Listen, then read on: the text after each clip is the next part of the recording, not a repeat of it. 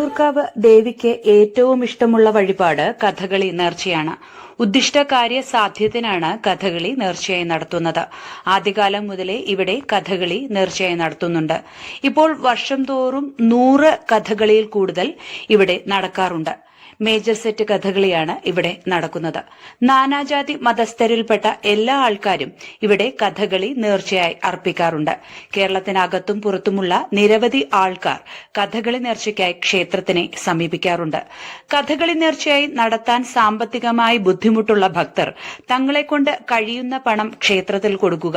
മണ്ണൂർക്കാവ് ഭരണസമിതി ഭക്തർ അർപ്പിക്കുന്ന പണവും ക്ഷേത്രവും ചേർന്ന് കഥകളി നടത്തും. കഥകളി നേർച്ചയായി അർപ്പിക്കാൻ ഏത് ഭക്തനും ഇവിടെ കഴിയുമെന്നതാണ് ഈ ക്ഷേത്രത്തിന്റെ പ്രത്യേകത. ദേവിക്ക് ഭക്തന്റെ ആത്മാർപ്പണത്തിനോടാണ് പ്രിയമെന്നതാണ് സത്യം. 2011 കഥകളി ഫെസ്റ്റിന് തുടക്കം കുറിച്ചു. MP വീരേന്ദ്രകുമാറാണ് പൊതുസമ്മേളനം ഉദ്ഘാടനം ചെയ്തത്. അടൂർ ഗോപാലകൃഷ്ണൻ നിലവിളക്ക് കൊളുത്തി. 300ഓളം കലാകാരന്മാരാണ് ഓരോ വർഷവും കഥകളി ഫെസ്റ്റിവലിൽ പങ്കെടുക്കുന്നത്. സൂര്യകൃഷ്ണമൂർത്തി, ശ്രീകുമാരൻ തമ്പി, കഥാവശേഷനായ ശ്രീ നെടുമുടി വേണു തുടങ്ങി സിനിമാ മേഖലയിലും സാംസ്കാരിക മേഖലയിലും മറ്റ് മേഖലകളിലും പെട്ട നിരവധി മഹത്തുക്കൾ ഫെസ്റ്റിൽ പങ്കെടുത്തിട്ടുണ്ട്. ഏറ്റവും കൂടുതൽ ചർച്ച ചെയ്യപ്പെടുന്ന ഒരു സാംസ്കാരിക പരിപാടിയായി കഥകളി ഫെസ്റ്റ് മാറിയിരിക്കുന്നു. ഈ ഫെസ്റ്റിനെ ഇന്ത്യയിലുടനീളം അറിയപ്പെടുന്ന ഒരു ഫെസ്റ്റായി മാറ്റിയെടുക്കാനാണ് മണ്ണൂർക്കാവ് ഭരണസമിതിയുടെ ഭാവി പ്രതീക്ഷകളിൽ ഒന്ന്. കഥകളി പാഠശാലയും ഇവിടെയുണ്ട്. കലാമണ്ഡലം പ്രശാന്താണ് കഥകളി ക്ലാസുകൾ എടുക്കുന്നത്. വിദേശീയരായ നിരവധി ആൾക്കാർ കഥകളി ഫെസ്റ്റ് കാണാൻ വരാറുണ്ട്.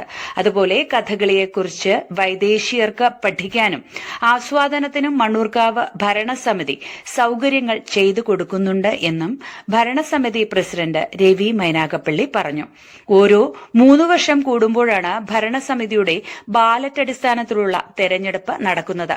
2500 പൊതുയോഗാംഗങ്ങൾ നിലവിലുണ്ട്. ക്ഷേത്രഗോപുരം, ശീവേലിപ്പാത, കൊടിമരം, ഗുരുവായൂർ മോഡൽ ഒരു സേവാപന്തൽ, ആധുനിക സൌകര്യങ്ങളോടുകൂടിയുള്ള ഒരു ഓഡിറ്റോറിയം, ഇതൊക്കെയാണ് മുന്നോട്ടുള്ള വികസന പരിപാടികൾ എന്നും അദ്ദേഹം പറഞ്ഞു. കഥകളി നേർച്ച കൂടാതെ പാൽ പന്തിരുനാഴി പായസം, ശർക്കര പന്തിരുനാഴി പായസം, വിവാഹ പൂർത്തീകരണത്തിനായി സ്വയംവര പൂജ തുടങ്ങിയവയാണ് മറ്റ് നേർച്ചകൾ. മണ്ണൂർക്കാവ് ദേവീക്ഷേത്രം എന്ന് പറയുന്നത് നാഗങ്ങൾക്ക് പ്രത്യേകതയുള്ള ക്ഷേത്രമാണെന്നും ക്ഷേത്രമുണ്ടായ കാലം മുതൽ നാഗങ്ങൾ ഇവിടെ ഉണ്ടായിരുന്നതായും അദ്ദേഹം കൂട്ടിച്ചേർത്തു.